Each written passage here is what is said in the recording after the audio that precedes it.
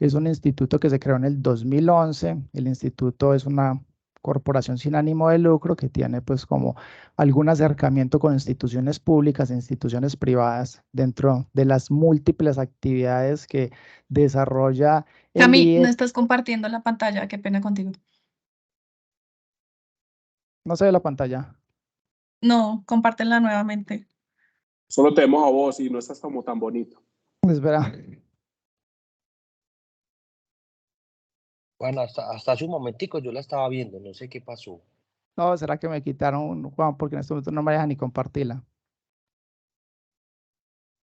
Paola, A mí, y también hay momentos en que se está entrecortando un poco cuando hablas.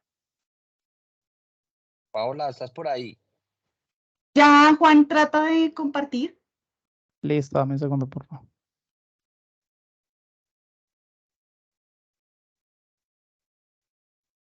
Ahora sí inicia de nuevo. Dale a la Listo. presentación. Ya llevamos a entrar la presentación. Acá lo que íbamos a llevar, pues como el índice de trabajo que íbamos a llevar para esta parte de evaluaciones económicas.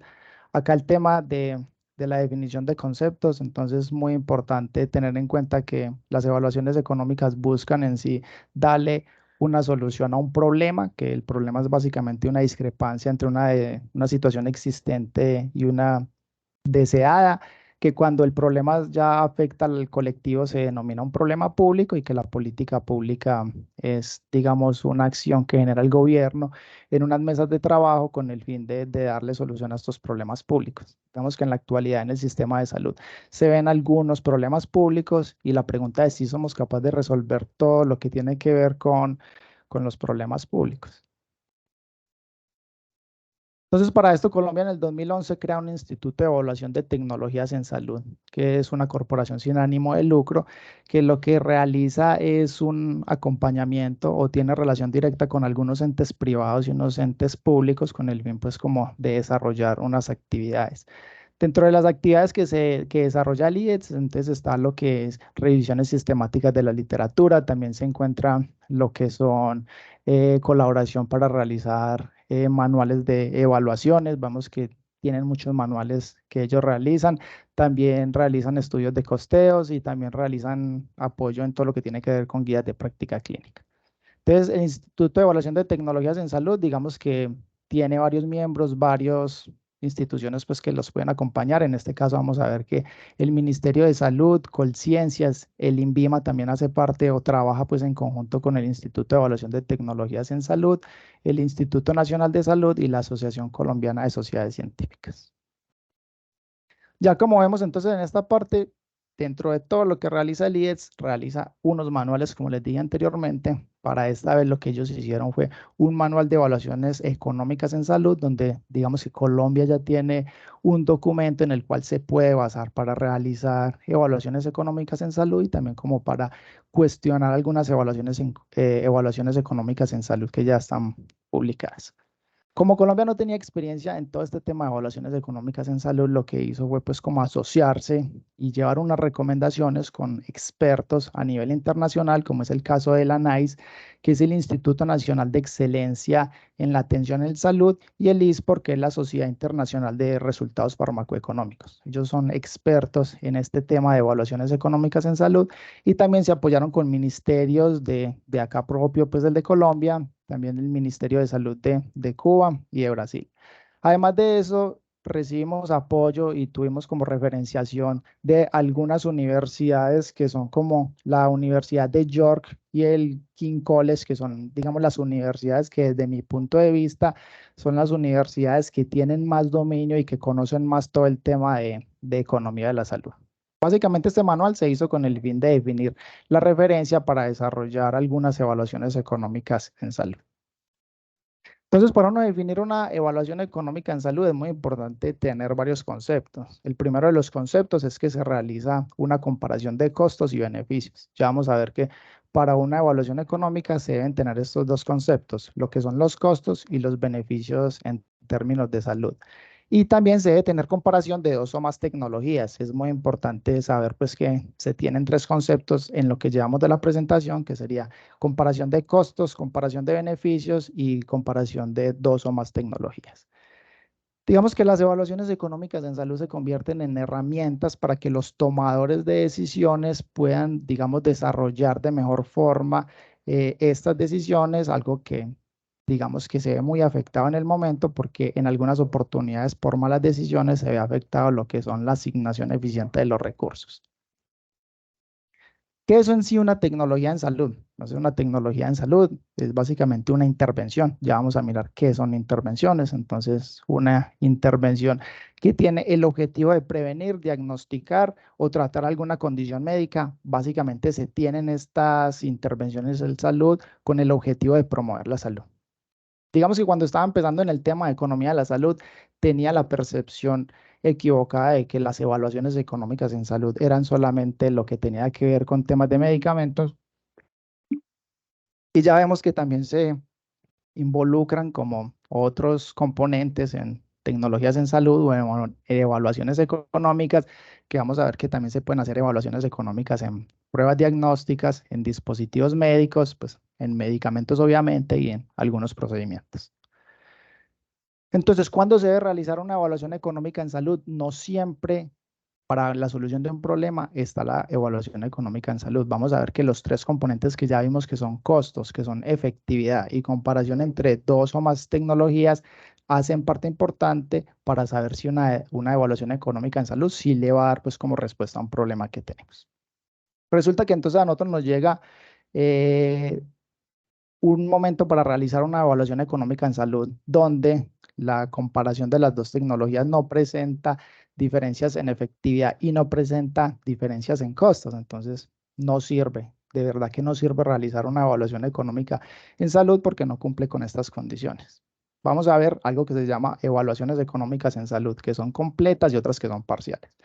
Entonces, acá vamos a ver dentro de las que tenemos que se presenta una diferencia en efectividad y una diferencia en costo. Entonces acá sí vemos pues que se tienen los dos componentes que son costos y efectividad, y acá sí se puede desarrollar una evaluación económica de tipo completo, que digamos que las que se utilizan o las que se pueden utilizar en algunos momentos son análisis de costo-efectividad o análisis de costo-utilidad. Ya vamos a profundizar un poco cuál es la diferencia entre estos dos con el fin de tener claridad y cuál de las dos, digamos, sería la más adecuada en el momento en que se vaya a realizar una evaluación económica.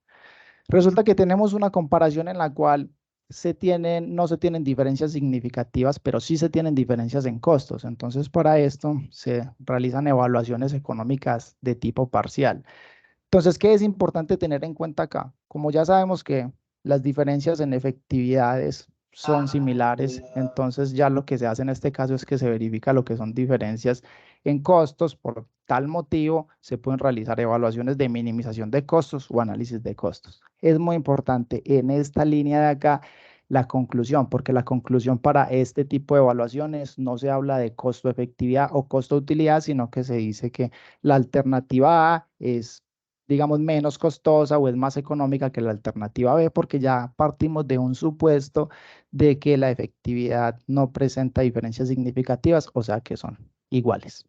Si nos llega, por ejemplo, el caso donde vamos a realizar una evaluación económica donde sí hay diferencias significativas en términos de efectividad, pero no tenemos diferencias significativas en términos de costos, entonces para este caso no se realizaría una evaluación económica, porque miren que la parte de costos no tiene pues como diferencias. Para esto se hacen como algunos estudios epidemiológicos de tipo de efectividad clínica o eficacia clínica, pero ya no se hablaría de costos en estos casos. Entonces, ya para profundizar un poco lo que tiene que ver con las características de las evaluaciones económicas, vamos a hablar de las características de las evaluaciones económicas de tipo, digamos, completa. Para eso tenemos entonces algo que se llama análisis de costo-efectividad, algo que se llama análisis de costo-utilidad y algo que se llama análisis de costo-beneficio.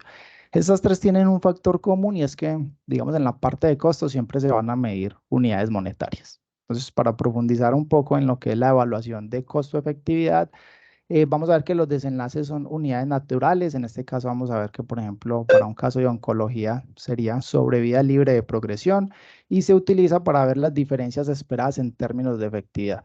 Personalmente, para mí, este es el estudio que más se ve, este es el estudio que uno más encuentra en las revisiones sistemáticas de la literatura. Este segundo es un análisis de costo-utilidad. También vemos que los costos tienen o se miran en unidades monetarias, pero ya vamos a ver que los desenlaces en términos clínicos se verifica algo que se llama años de vida ajustados a calidad. Entonces, para esta parte de años de vida ajustados a la calidad, se tiene que, digamos, tener algún tipo de intervención con los pacientes, porque los pacientes tendrían que, digamos, evaluar cuál es su nivel de calidad con el tratamiento que están recibiendo. Entonces, para esto de calidad, se puede uno ir a mirar unas metodologías para verificar la calidad de vida de los pacientes. Esto, digamos que se verifica mucho lo que es la preferencia del paciente y lo que es como la perspectiva de calidad de vida que tiene el paciente. Para esto se manejan algunas escalas. Conozco una escala que es muy famosa, que es la Eurocool de 5 dimensiones, que al paciente se le pregunta cómo está el tema de la movilidad, cómo está el tema del cuidado personal, cómo está el tema de la actividad cotidiana, cómo está el tema del dolor y tema como de ansiedad y depresión. Entonces, a pesar de que es el estudio que es más robusto y que es el que uno quisiera desarrollar siempre porque es el estudio más completo, vamos a darnos cuenta que es el estudio que genera más dificultad porque vamos a tener que tener algún tipo de contacto con los pacientes para ver cómo es la percepción de calidad.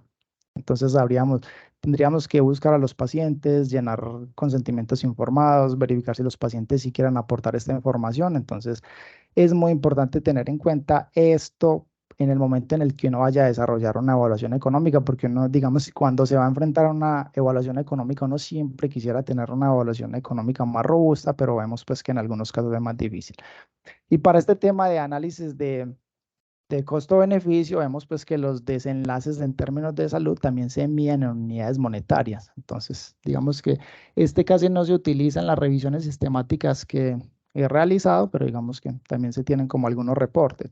Acá básicamente es que se verifica un desenlace, que puede ser un desenlace clínico, y lo que hace es que se lleva unidades monetarias, como por decir cuánto perdió una persona por estar, digamos, incapacitada por algún tema de salud. Entonces, en sí, estos son los 8 elementos metodológicos que debe llevar una evaluación económica en salud. Vamos a profundizar cada uno. Estos son, digamos, elementos metodológicos que nos expone el manual del IES, donde una evaluación económica debería tener por lo menos todos estos 8 elementos. Para esto también, digamos que se tiene una lista, que es una lista Cheers, que le ayuda a uno a determinar o hacer como una autoevaluación de la evaluación económica. Entonces, lo primero es entender que una evaluación económica parte de un problema que ya está estructurado. Para eso se desarrolla una pregunta de investigación o una pregunta PICOT, en la cual pues vamos a ver que se tiene que ver en cuenta la población, una intervención que en este caso de este ejemplo que tengo es un tratamiento de quimioterapia, comparación de otro tratamiento de quimioterapia. Vamos a ver cuáles son en sí los desenlaces que se tienen y qué tipo de estudio se hizo. Entonces, esto es un ejemplo que tengo. Acá vamos a ver que es muy importante en la formulación de esta pregunta de investigación contar con un equipo multidisciplinario con el fin de determinar la puerta de entrada, porque en estas evaluaciones económicas la pregunta de investigación es la puerta de entrada para uno obtener la información de una revisión sistemática donde va a sacar los desenlaces y digamos el tema de costos. Entonces acá tengo un ejemplo, por ejemplo, la población, pacientes con cáncer de pulmón de células no pequeñas, no escamocelular del subgrupo PDL1 mayor a 50%.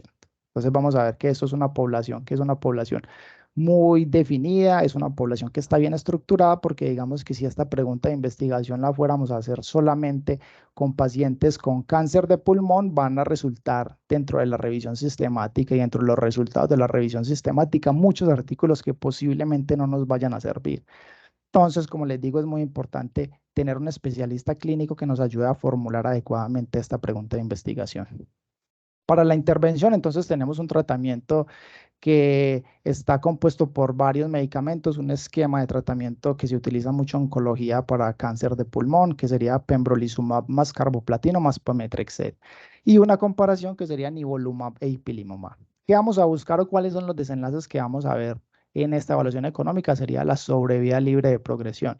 Y ya como vemos que son unidades naturales sobre vía libre de progresión, en este caso no vamos a ver años de vida ajustados a calidad, entonces vemos que es un estudio de costo-efectividad. En esta diapositiva dejo, en este slide dejo esta información, esta bibliografía que es digamos, un estudio que tiene la biblioteca Cochrane, donde son unos módulos que se pueden desarrollar para realizar revisiones sistemáticas de la forma más adecuada y son gratis y generan pues como algunos certificados por si alguna persona quisiera ingresar pues como a realizar estos módulos. Ya teniendo en cuenta entonces la pregunta de investigación, vamos a ver que el segundo punto y que es muy importante en las evaluaciones económicas en salud son algo que se llama un horizonte temporal. Entonces básicamente el horizonte temporal, digamos que es el tiempo en el que dura la evaluación económica y es el tiempo donde se empiezan a ver diferencias en efectos clínicos entre dos alternativas. Es muy importante en este horizonte temporal tener el acompañamiento y que sea muy justificado desde el punto de vista clínico. Porque normalmente uno ve, por ejemplo, en los estudios de supervivencia que los estudios, digamos que los pueden llevar a 30 meses, pero digamos que por decisión de los investigadores solamente se va a llevar a 2 años, a 24 meses. Muy importante el horizonte temporal porque este nos ayuda a verificar algo que vamos a ver más adelante, que es una tasa de descuento y también a verificar qué modelo de decisión se va a tomar porque vamos a ver más adelante que existen unos modelos de decisión que son unos software que nos ayudan pues como a llevar de forma más adecuada la evaluación económica. Entonces en el horizonte temporal se tienen básicamente, digamos, dos tipos que sería de corto plazo, que sería menor a 1 año. En este caso se utiliza para algunas patologías que tienen respuesta en un tiempo menor a 1 año, como el asma y también como para unas pruebas diagnósticas. Y vemos otros que serían más de 1 año, que ya se empiezan a llamar horizontes temporal de largo plazo. Y vamos a ver más adelante que estos horizontes temporal de más de 1 año requieren un ajuste temporal. En este caso sería, por ejemplo, las patologías de tipo oncológico. ¿Qué es en sí una tasa de descuento? Entonces, una tasa de descuento, digamos que nos permite, digamos, comparar costos y beneficios que ocurren en diferentes momentos de tiempo. Como les dije anteriormente, en un horizonte temporal largo, digamos de 2 años, se toman como momentos cada año. Entonces, se ven en diferentes momentos la evaluación económica en salud.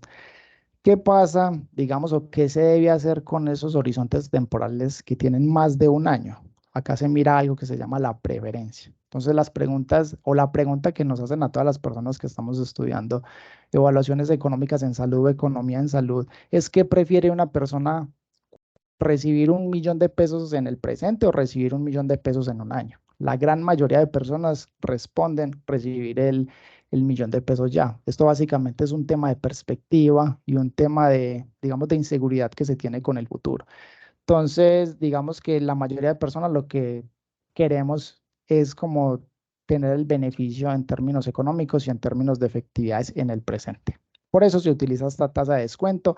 A partir del primer año, los datos tienen que tener una tasa de descuento del 5% anual, tanto en las efectividades como en los costos. El otro punto que vamos a ver es la perspectiva de pago. Esta perspectiva de pago es muy importante y todas las evaluaciones económicas deberían mencionar cuál es la perspectiva de pago porque vamos a ver en la parte de costeos que dependiendo de la perspectiva se obtienen los diferentes tipos de costos. Entonces, la perspectiva básicamente es el punto de vista central en el que se va a desarrollar el análisis. Acá vemos que hay 4 tipos de perspectivas de pago.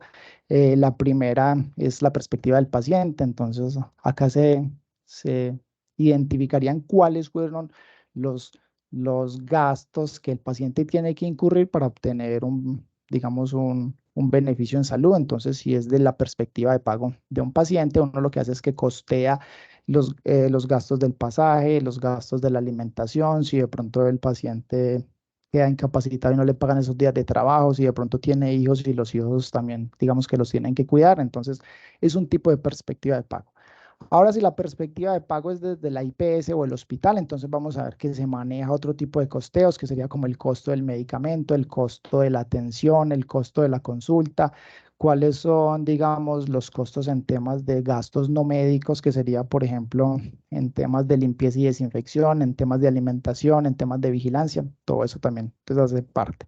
El tercer pagador se escucha muchas veces, o el asegurador sería la EPS. Entonces acá vemos que se incurren en otros gastos. Normalmente las EPS y las IPS tienen un tipo de modelo de contratación en el cual la EPS pues obviamente le paga a la IPS por generar, digamos, algún tipo de consulta para los pacientes. Acá en este caso de la EPS sí me gusta mucho resaltar lo que tiene que ver con el tema de medicamentos, porque el costo de medicamento, cuando es desde la perspectiva del hospital o la IPS, es un costo diferente al que es el del asegurador, porque vamos a ver que el asegurador va a ver algo que tiene que ver con la intermediación, entonces lo tiene que pagar. Porque digamos el hospital compra un medicamento X a $1, obviamente tiene que tener algún tipo de ganancia y la aseguradora tendría que pagar un poco más.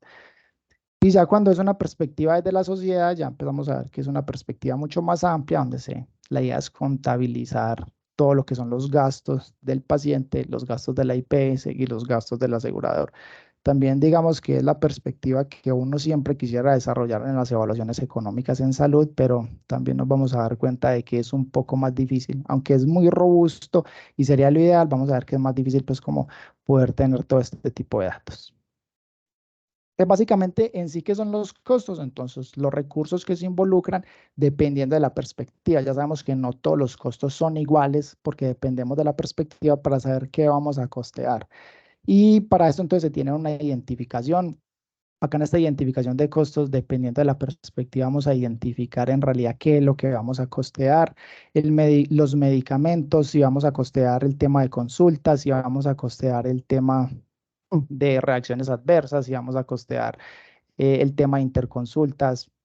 Acá en la parte de medición, entonces lo que se hace es como darle una frecuencia a lo que ya identificamos. Entonces, a ver, digamos el medicamento, no sé, el pembrolizumab se administra 200 miligramos cada 21 días, el carboplatino, una dosis de 5 AUC cada 15 días, el pemetrexed también, y entonces lo que se hace es que se le da como una frecuencia de uso a todo lo que ya identificamos, para que al final nos dé una valoración que sería básicamente el producto de la multiplicación entre lo que se identificó y la frecuencia de uso, con el fin de saber entonces cuánto sería el costo asociado a esa tecnología. Para el tema de costos, entonces vamos a ver que se presentan serias limitaciones. Uno cuando está enfrente o está pues como con la idea de desarrollar evaluaciones económicas en salud, uno digamos que es muy ambicioso con la información y uno cree que va a tener toda la información, pero hay alguna información que no se puede obtener. Entonces, para este caso, digamos que la identificación de los servicios y la frecuencia, esto digamos que nos ayuda mucho todo lo que es el experto clínico. Básicamente se puede generar en una construcción de caso tipo, donde digamos el médico le dice a uno, bueno, este tratamiento va a durar 2 años, el paciente va a recibir pembrolizumab cada 21 días de 200 miligramos, el paciente tiene que tener consultas, digamos, cada 20 días, tiene que tener exámenes paraclínicos cada 15 días, y de esa forma uno empieza pues como a organizar el cuadro del costeo. ¿Qué es una de las limitaciones que se tiene? Entonces, información de buena calidad y actualizada. Cuando uno, digamos, que está desarrollando la evaluación económica y no tiene algún tipo de costos, no quiere decir que no la pueda seguir desarrollando. Uno la puede seguir desarrollando, pero uno puede declarar algunas limitaciones. Digamos que dentro de la evaluación económica no se pudo costear las reacciones adversas porque no tuvimos acceso a saber cuál fue la frecuencia de las reacciones adversas, o no pudimos costear las consultas porque no sabíamos cuánto valían las consultas. Entonces uno lo que hace en las evaluaciones económicas es que declara uno que presenta unas limitaciones en el estudio, y digamos que eso es como una forma de generar transparencia en la evaluación económica con el fin de uno dar datos que sean reales y de buena calidad. Entonces, para las principales fuentes de información para el tema de costos, entonces vamos a ver que hay unos manuales tarifarios que se utilizan en algunas instituciones, sobre todo para mirar lo que es el tema de procedimientos. Para este caso vamos a ver que, por ejemplo, el manual LIS se utiliza mucho en algunas instituciones, más que todo instituciones de salud donde se tiene en régimen contributivo. Para este caso, entonces, se tienen algunas medidas que, digamos que el valor que se mide acá sería por VR, y donde se tienen pues unos CUPs, que serían la clasificación única de procedimientos, donde digamos que si uno dentro de lo que va a costear tiene procedimientos, pues se podría, digamos, ir a buscar la información acá. Otro manual que también se utiliza bastante es el manual SOAT, que este sí no se utiliza por medio de VR, sino por salarios mínimos. Acá tenemos otra fuente de información. Estos dos primeros son más que todo para procedimientos. Y este tercero, más que todo, es para lo que estos últimos, más que todo, tienen que ver con el tema de medicamentos. Entonces, en el caso del SISMED, sería el sistema de información de precios, donde uno puede ir hasta el SISMED a buscar información de medicamentos. Para esto, entonces, se tiene, digamos, una forma de uno sacar esa información, que sería el precio ponderado de los medicamentos. También se pueden utilizar sistemas tarifarios dentro de la institución. Si la evaluación económica se va a hacer dentro de una institución y ya tienen un sistema tarifario, pues digamos que se puede sacar de ahí. Y la otra sería para los medicamentos regulados, sería en este caso la circular 13, que sería la de regulación de medicamentos, que son básicamente el listado de medicamentos que están sujetos a regulación de precios y digamos que tienen un precio máximo de venta. Para este caso, entonces, también muy importante uno saber de dónde va a sacar la información. Digamos que todos son válidos, pero sí es importante dentro del documento, dentro del manuscrito, uno especificar de dónde sacó la información del procedimiento, de dónde sacó la información de la consulta, la información del medicamento. Si es un medicamento regulado, se recomienda mucho buscarlo acá en la circular 13, también mirar desde qué perspectiva se va a utilizar.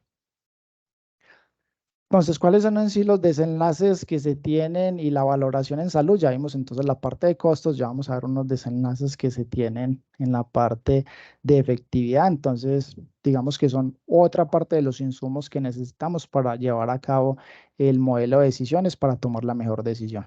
Entonces, acá, dentro de los múltiples desenlaces que hay, quise traer estos, que serían años de vida ajustados a calidad, o también se pueden encontrar como ABAC, y ABAT, que sería años de vida ajustados a discapacidad. Ya vimos que en estos dos primeros, como se habla de tema de calidad, son estudios de costo-utilidad. Y ya estos otros serían estudios de costo-efectividad porque son unidades naturales, que serían, por ejemplo, sobrevida libre de progresión para el caso de medicamentos oncológicos o tratamientos oncológicos, sobrevida global para el caso también de medicamentos oncológicos y reducción de la carga viral para algunos antirretrovirales. Pues, aparte de eso, hay múltiples desenlaces, pero pues quise traer estos como para el ejemplo.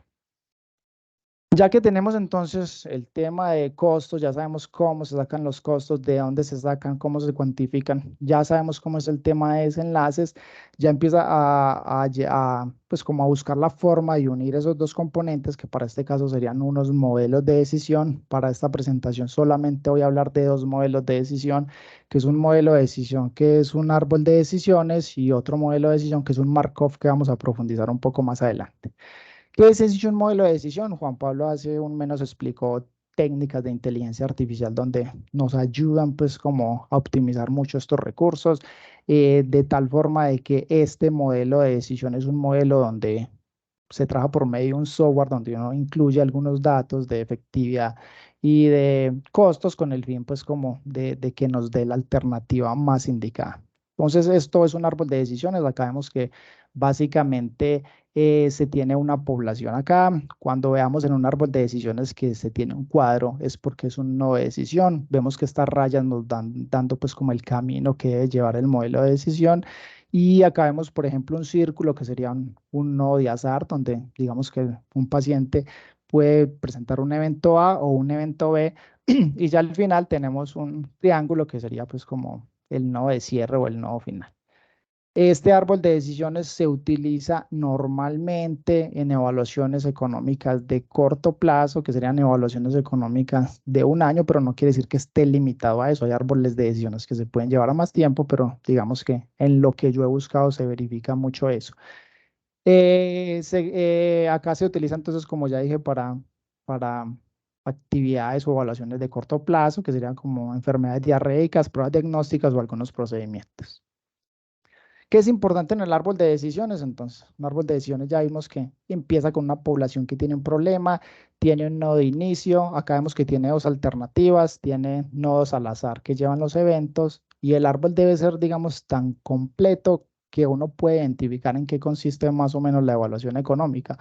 Por ejemplo, acá vamos a ver que este árbol tiene una población que tiene alguna dificultad, en el cual entonces el paciente puede recibir una alternativa A y una alternativa B, y dependiendo de estas alternativas puede presentar un evento 1 o un evento 2. ¿Qué es importante?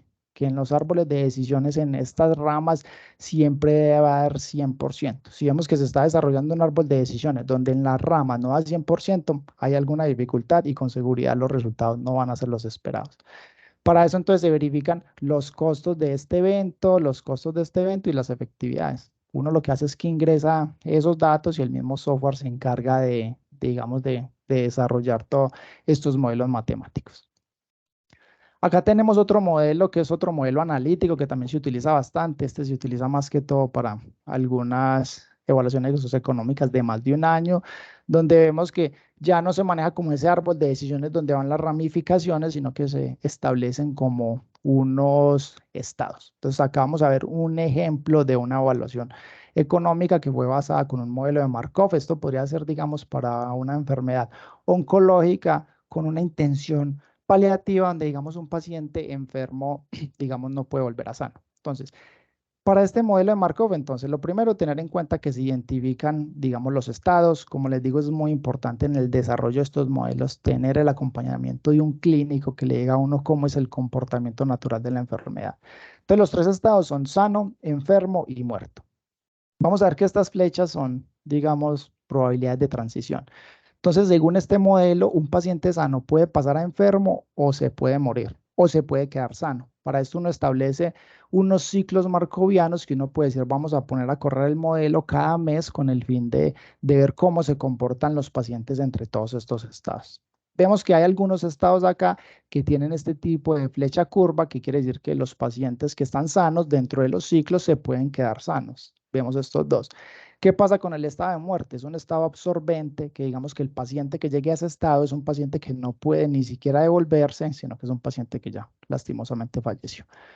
Como lo vimos en el estado del modelo de decisiones, del árbol de decisiones, las probabilidades siempre van a dar 100. Entonces acá vemos que, por ejemplo, el 80% de los pacientes se quedan en el estado, permanecen, digamos, sanos. El 15% de los pacientes por cada ciclo pasa al estado enfermo y el 5% de los pacientes fallece. Cuando nos vamos a parar en el estado enfermo, entonces vamos a ver que el 70% de los pacientes permanece enfermo y el 30% de los pacientes fallece. Esto es un modelo, como les digo, que se utiliza, puede ser, por ejemplo, para una intención paliativa, pero hay modelos donde el paciente enfermo se puede volver a sano, hay modelos donde hay otro estado, entonces eso depende mucho, pues, como de cómo se establezca la directriz de ese modelo. ¿Qué es lo que pasa con estos modelos? Entonces, hay como algunos datos que se deben tener en cuenta. Lo importante es que en los modelos, digamos que no se puede analizar, digamos, algunas influencias del tiempo. Como el modelo le pusimos, digamos, los ciclos cada mes, no vamos a ver si el paciente se murió al día 1 o al día 15 o al día 30. Simplemente vamos a verificar de que el paciente, digamos, que falleció en el primer ciclo. Se asume independencia de los estados, quiere decir que un paciente está en un estado, no quiere decir que un paciente esté sano y enfermo, no. El paciente tiene que estar en uno de los tres estados, como lo vimos acá, y digamos que los resultados se van a considerar únicamente en temas de costos y temas de efectividad. Entonces, para la obtención de los resultados, entonces es muy importante saber o cómo vamos a diseñar el modelo de decisiones. Hay múltiples modelos de decisiones. Acá solamente mencioné esos dos, pero digamos que hay otro que se utiliza mucho, que es el caso de sobrevida particionado. Las probabilidades de transición, digamos que no se inventan, sino que se sacan, digamos, de la revisión sistemática que le dice a uno en los ensayos clínicos cuántos pacientes fallecen, cuántos se enferman y todo ese tipo de información. Se verifican las dos alternativas en términos de costos y efectividad y al final se calcula algo que se llama una razón incremental de costo-efectividad, que ahora en adelante vamos a seguir llamando la raíz. Entonces, en sí, ¿qué es la raíz? La razón incremental de costo-efectividad nos indica que es el costo adicional que se debe pagar por obtener, digamos, una unidad de resultado. Entonces, ¿cuánto tendría uno que pagar además por tener, por ejemplo, un mes de vida en los pacientes oncológicos? Eso puede ser, por ejemplo, un tema o una conclusión que vamos a sacar acá. Acá en esta parte, digamos que siempre se ha manejado un tema de bioética porque se habla mucho de que entonces hay que invertir mucho dinero para, digamos, obtener un beneficio de un mes. Y uno dice, no, es que un mes puede ser muy poco, pero digamos que en el caso que fuera la mamá de uno, pues uno daría el dinero que fuera con tal de poder compartir con la mamá un mes más. Entonces el tema de bioética también tiene que ver mucho acá, es un tema pues bien controversial.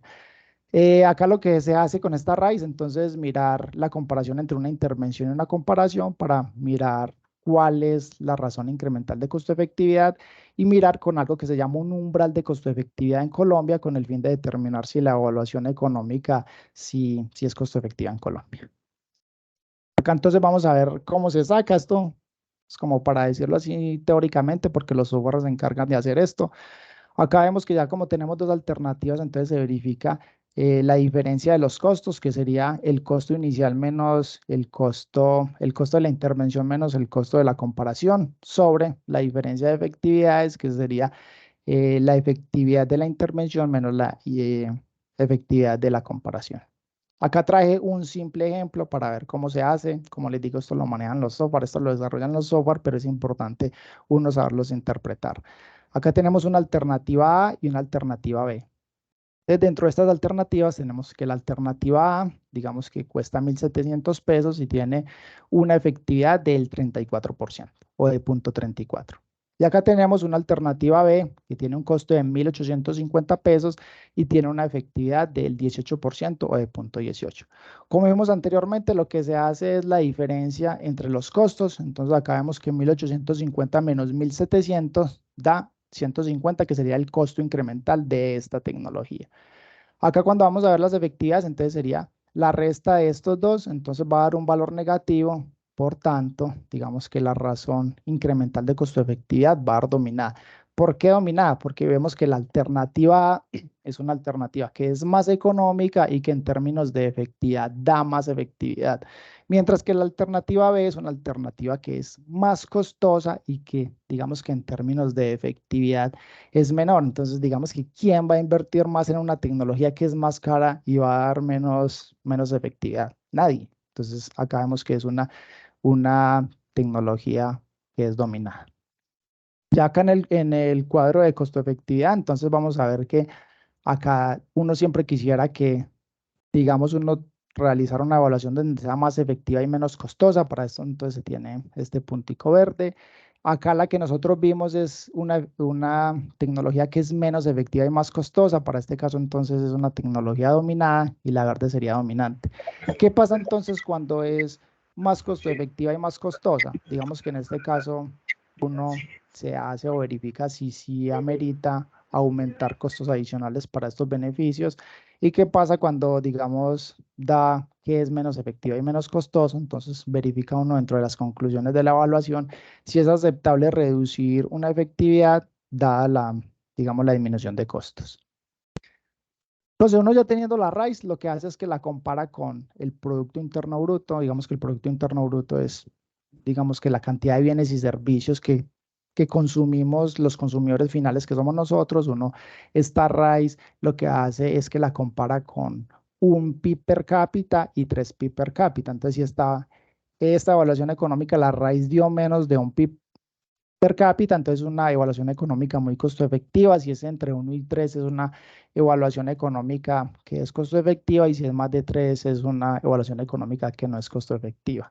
Digamos que los presupuestos en salud más pequeños que llevan a que las evaluaciones o que las tecnologías sean menos costosas. Eso depende mucho pues como del PIB. Y los países que tienen el mismo PIB no necesariamente tienen que tener el mismo umbral de decisiones. Digamos que Colombia se basó en unas recomendaciones de la Organización Mundial de la Salud, en la cual determinó que este era el umbral de decisión. Cuando sacamos los resultados de todos los costeos y la efectividad y de todo el modelo, lo comparamos con este umbral de decisión para determinar entonces si es costo efectivo. ¿Qué pasa con el modelo? Entonces, ya como tenemos el modelo así, no sabemos con absoluta certeza cuáles pueden ser los efectos esperados, porque es un modelo que tiene muchos riesgos, un modelo que tiene muchos datos, un modelo que tiene muchas transiciones. Entonces, para eso se hace algo que se llama un análisis de sensibilidad con el fin de verificar si hay cambios en los resultados con estas tasas de descuento. Entonces uno hace análisis de sensibilidad con esta tasa de descuento. Se hacen análisis de sensibilidad determinísticos, que básicamente lo que miran son como los cambios que pueden presentar cuando uno pone a correr el modelo con estas variaciones, digamos una X cantidad de veces, 100 veces, por ejemplo, y uno probabilístico que verifica lo que son las transiciones y los riesgos. Para esto, entonces, se tiene un gráfico de curvas de aceptabilidad y, digamos, un diagrama de dispersión, que es como una bola de puntos que se tiene dentro del diagrama para verificar qué tanto puede ser, pues, o qué tanto puede cambiar los resultados del modelo. Entonces, ya para terminar, vamos a ver entonces las conclusiones. Es importante tener en cuenta que toda la información que se ingrese al modelo y a la evaluación económica debe estar suficientemente sustentada y que sea de buena calidad para evitar que se presenten sesgos en los resultados. Rechazar una tecnología por no ser costo efectiva podría presentar un riesgo, digamos, para los pacientes. Siempre se busca que en las evaluaciones económicas en salud, digamos que se le dé como un mejor manejo de los recursos, pero siempre teniendo en cuenta que el paciente es el principal y que lo que se busca es que los resultados para el paciente sean los mejores. Y es muy importante, entonces, generar evaluaciones económicas en salud como un valor adicional para que los tomadores de decisiones las tengan para tomar obviamente cada una de las decisiones.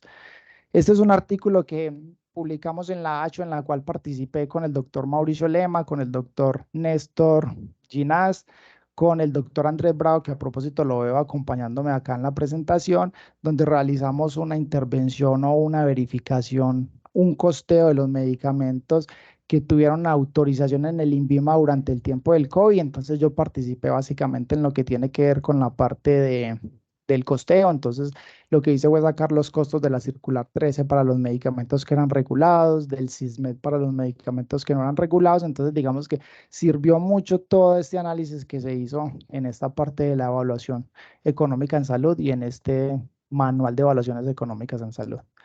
Y ya para finalizar, entonces les dejo esta invitación para que nos sigan en un tanque de pensamiento en el cual yo hago parte, que está liderado eh, por el doctor Luis Eduardo y por el doctor Andrés Rico, que son, digamos, personas que saben mucho en temas de inteligencia artificial, y realizamos como unos aportes académicos, unas columnas dominicales en las cuales, digamos, trabajamos mucho lo que es el tema de inteligencia artificial. Eso es todo lo que tenía por hoy, Juan Pablo. No sé entonces si de pronto hay alguna duda, alguna queja, alguna retroalimentación. Igual invitarlos a todos para que nos sigan acompañando en estas actividades académicas que venimos realizando desde la Asociación Colombiana de Químicos Farmacéuticos. ¿Cómo así, Juan, que eso es todo? ¿Le parece poquito? ¿Qué? Sí, no, pues cumpliendo con el tiempo que me habían estipulado, también respetando pues como el tiempo de las personas que nos están acompañando hoy. No me refería pues a la cantidad de tiempo, sino a la cantidad de conocimiento, pues. A mí me gusta mucho el tema, Juan. Yo creo que a todos los que nos conectamos, pues, también esperaría que les guste. Y vamos a revisar, Juan, si hay preguntas. Yo te agradezco mucho sacar el tiempo para preparar la conferencia, el tiempo para estar acá compartiendo con nosotros lo que has estudiado, has aprendido y has aplicado. Y mientras, si alguien tiene preguntas, podemos abrir el micrófono, o si desea puede escribir. Juan, es una pregunta para ambientar el tiempito de preguntas muy personal. ¿El SISMED se puede considerar una base confiable de precios? Sí, digamos que en el manual del IETS especifica que el SISMED puede ser una base confiable de precios, pero para eso no lo que hace es que saca un promedio ponderado. Nosotros sabemos que el SISMED obviamente presenta algún tipo de limitaciones cuando uno obtiene esa información, pero nos saca un promedio ponderado. Digamos que hay algunos casos donde nosotros hemos desarrollado esas evaluaciones económicas que vemos que hay algunos datos que están, digamos, por fuera de los límites. Entonces, uno sabiendo que esos datos pueden variar mucho los resultados, uno lo que hace es que los elimina, pero el SISMED sí es una fuente de información válida por el manual del IETS. Juan, bueno, independientemente del IES, pues, ¿por qué lo pregunto? Porque hace poquito Observamed, no sé si vos lo seguís en Twitter, le estaba, pues, cuestionando al ministerio porque hay muchas, no sé cómo llamarlo, irregularidades, por decirlo así, precisamente en Keytruda. Hay unas distorsiones en los registros y en las ventas. Pues lo pregunto más que todo por eso y porque en mi experiencia personal yo he visto que el CISME tiene muchos errores. Sí, pero digamos, por ejemplo, en el caso del Keytruda, uno sabiendo que es un medicamento regulado, uno podría ir directamente a lo que es la circular 13. Ya dependiendo de la Ah, bueno, ahí perspectiva sí. le aplica a uno lo que es el porcentaje de intermediación, que si la tecnología vale más de 1 millón de pesos sería el 3% de intermediación, o si vale menos de 1 millón de pesos sería, por decir, el siete por El ciento 7 y el 3.5, sí. el 7 y el 3,5. Entonces, yo en ese caso lo que haría es como, sobre todo para esos tratamientos que generan tanto ruido porque son alto costo, digamos que iría directamente a lo que es la circular 13, para evitar ese tipo de molestias que puede presentar algunas distorsiones que tiene el SISMED. Listo, Juan, muchas gracias. Listo, Juan, gracias a vos. Si alguien tiene una pregunta, adelante, o comentario, no necesariamente pues pregunta. O darle las gracias a Juan. Muy buena la presentación y es un excelente abrebocas a los que les gusta este tema de la farmacoeconomía. Complementando lo que decían del SISMED, hay una brecha muy grande y los aseguradores, muchos llegan a las IPS a generar glosas basándose en esos precios y las instituciones no tienen el mismo volumen de compra. Entonces, eso hay que mirarlo con mucha lupa, porque hay una diferencia de precios muy alta entre los que compramos medicamentos frente a instituciones muy grandes. Entonces, no, Juan, Exacto. felicitaciones y muchas gracias por la invitación. Listo, Mauro, gracias a vos. Sí, es verdad, Mauricio, a veces con el termómetro de precios quieren negociar las tarifas. Ese termómetro es perverso. Es Horrible. perverso. Y Observamed Pero y PLM también quieren formar parte de una normatividad bajo cuerda. Entonces muchos de ellos dicen, no, yo le pago lo que diga PLM o lo que diga Observamed. Y no todo el mundo tiene las membresías para ingresar a eso y los precios que se reportan muchas veces no reflejan la realidad. Por ejemplo, cuando se comienza un desabastecimiento de algún medicamento y ahora que sí tenemos desabastecimientos de muchas cosas. Entonces, uno que le toca salir a conseguir medicamentos a como de lugar, porque el paciente no espera. Y si usted pacta las tarifas a principio de año, después no lo reconocen, y usted genera pérdidas, pero el paciente se va atendido, pero usted genera pérdidas. Entonces, esta parte de análisis de farmacoeconomía es fundamental y hacerle ver a los gerentes de las IPS y de las aseguradoras de que hay que meterle la ficha a esto. Exacto, igual Sí, de Mauro, lo que vos acuerdo. estabas hablando, muy importante también que uno puede gestionar muchos modelos de valor. Digamos que uno, esta parte de evaluaciones económicas, uno ve más o menos lo que yo expliqué que, digamos, son muy complejas, pero hay tipo de costeos que uno puede hacer dentro de la organización que pueden generar modelos de valor para los tomadores de decisiones. Tengo, por ejemplo, un ejemplo que se administra un tratamiento intravenoso y viene uno, digamos, subcutáneo, entonces sabe uno que optimiza tiempo en el químico farmacéutico de preparación, sabe uno que optimiza lo que es la rotación de sillas de sillas de la sala de quimioterapia, entonces uno podría realizar digamos, un macrocosteo con el fin de poder identificar cuál sería pues como los beneficios y el modelo de valor que le generaría a uno solamente un intercambio de una presentación a otra. Juan, ahora que mencionas eso, nosotros vamos a empezar a camellar este resto de año con una compañía que va a traer premezclas y va a ser, pues, o sea, lo que yo siempre he pedido de que desde la industria farmacéutica le garanticen a uno dosis unitarias y premezclas para liberarle tiempo a uno, hermano, y poder estar uno Exacto. acompañando al paciente, haciéndole un buen seguimiento, mirando la adherencia terapéutica, conciliando medicamentos, o sea, no quedan en una central de adecuación, hermano, dándole al antibiótico o en muchas otras partes que uno ya ve que el regente, sin demeritar la labor del regente, porque son un apoyo tremendo para nosotros, el regente, el que está preparando, en muchas partes estaba con esa responsabilidad de adecuación de dosis. Entonces, Exacto. esa evaluación hay que hacerla y muy seguramente nos vamos a apoyar en vos porque lo estamos trabajando con una gente de Bogotá.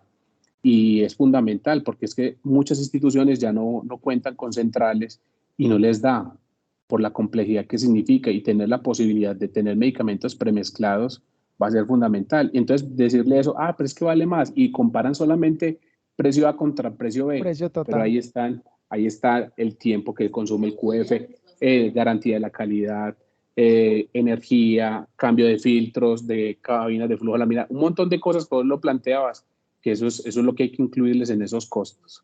Claro, inclusive también uno verifica lo que es el tema de disposición final, porque se ahorraría uno mucho lo que tiene que ver el tema de disposición final y ahora que se trata de muchas políticas de ser amigables con el medio ambiente. Hospitales verdes, sí, señor. Exacto, sí, Mauro, es No, verdad. Juan, lo que hay es camello, hermano.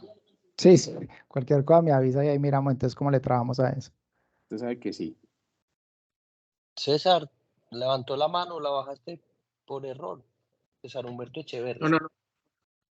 ¿Qué más, hombre? ¿Cómo van? Muchas gracias por la conferencia, hombre, muy interesante, hombre, Juan. Mira, yo Gracias. tengo una duda. Es que me quedó una duda con este modelo Markov. Fuiste muy enfático cuando hablaste, pues, de la clasificación entre sano, a enfermo y a muerte. Y hablaste de que habrían algunos modelos donde podía haber, pues, como analizarse en forma de retrospectiva. No sé si te entendí mal. ¿Qué otro modelo me recomiendas para hacer ese tipo de análisis que no sea el marco? No, digamos que el Markov también puede hacer, digamos que uno está enfermo y se puede volver a sano. Digamos que también se puede volver, sino que en el caso en el que yo mostré fue un simple ejemplo en el que veía esa patología, pero también digamos que en ese caso sí se puede volver. Uno lo que tiene que mirar es cuando va a construir este tipo de modelos, saber cómo es digamos, el desarrollo normal de la enfermedad y saber los estados que va a poner, si el paciente transita de sano a enfermo y se puede volver de enfermo a sano, porque hay muchas patologías donde un paciente recibe un tratamiento adecuado y por esas condiciones puede devolverse a sano. Pero sino que el ejemplo que puse era un modelo en el cual el paciente no se podía devolver, pero este sí es un modelo que puede también el paciente devolverse sin ningún tipo de dificultad, sino que simplemente fue el ejemplo que tuve. De los modelos que más se utilizan son estos dos. Creo que son como los más convenientes, se pueden utilizar por medio de software. Para eso hay muchos software que inclusive Juan Pablo nos los mencionó hace un tiempo. Se puede manejar en Stata, en R, digamos, en Triage, en Yamovi. Son muchos software los que se manejan. Pero sí, digamos que para recomendar, tocaría estructurar muy bien el modelo de diseño, saber cuáles son, digamos, los estados de la enfermedad y cómo sería la transición entre esas enfermedades, dependiendo del acompañamiento del clínico y también dependiendo, pues, como, digamos, de los resultados de las transiciones que encuentre uno también en la literatura. Ah, qué bien, sí, queda todo claro. Muchas gracias, Juan, hombre, y felicitaciones. Qué buen mensaje nos diste. Listo, César, muy amable a vos por la compañía. Juan, en el chat no hay más preguntas. Listo, Juan Pablo, pues creo que ya cumplimos Pues no hay con... ninguna de hecho y manos levantadas tampoco. Listo ya, creo que cumplimos entonces con el objetivo de la presentación, invitarlos a todos a estas actividades académicas que estamos desarrollando y la idea es que sigamos pues como fortaleciendo esta parte de la Asociación Colombiana de Químicos Farmacéuticos con estos temas que son un intercambio de conocimientos para todos. Así es, Juan. Muchas gracias a vos y a todos los que se conectaron el día de hoy. Nos vemos en el caso de septiembre. Listo, muchas Feliz gracias a Ok, todos y feliz tarde. luego.